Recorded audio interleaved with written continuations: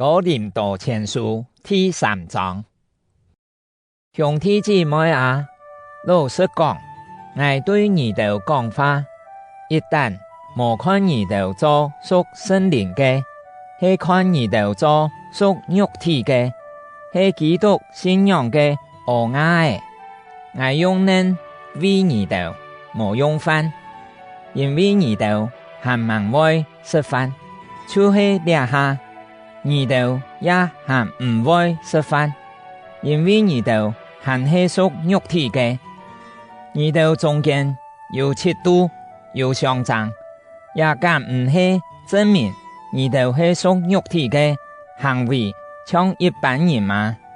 你哋中间有人讲我属保罗，也有人讲我属阿波罗，像安样，你哋同一般人有乜嘅无共样呢？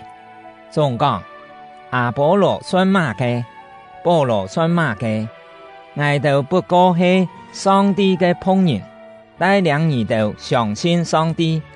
我哋得啥系照主嘅分派来工作。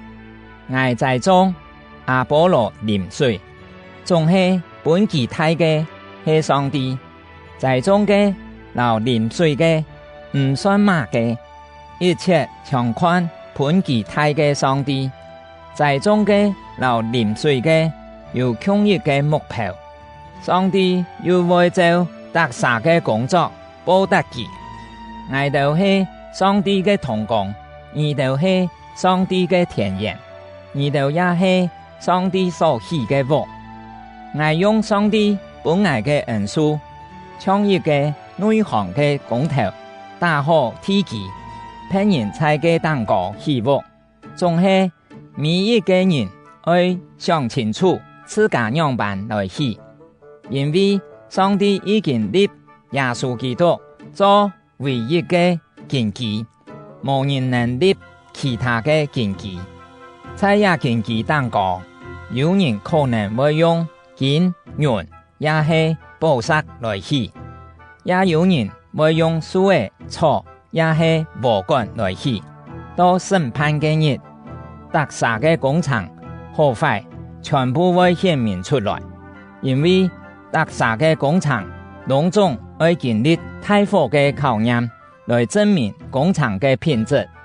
經歷考驗以後，所起嘅工廠那限材嘅人就會得到獎賞；所起嘅工廠那本火燒脫嘅人嘅損失。超千太，佢本身會得救，仲係像對太火地杯走出來一樣。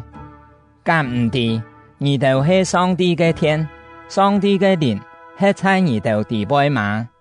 那有人毀壞上帝嘅天，上帝一定會毀滅嘅人，因為上帝嘅天係聖嘅，你哋就係上帝嘅天，唔好騙自家。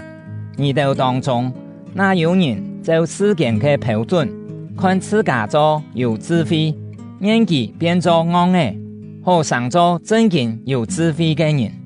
因為這世間所認聽嘅智慧，就上帝來看，反轉係戇當，像聖經所講。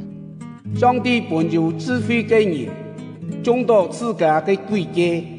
能一節聖經也講，主的智慧嘅人。所想嘅係虛空，所以無論乜人，唔好因為屬乜人來誇口。事實上，萬有全係屬你哋嘅。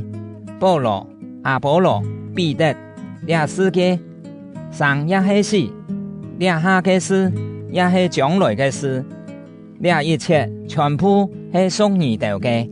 你哋係屬基督嘅，基督係屬上帝嘅。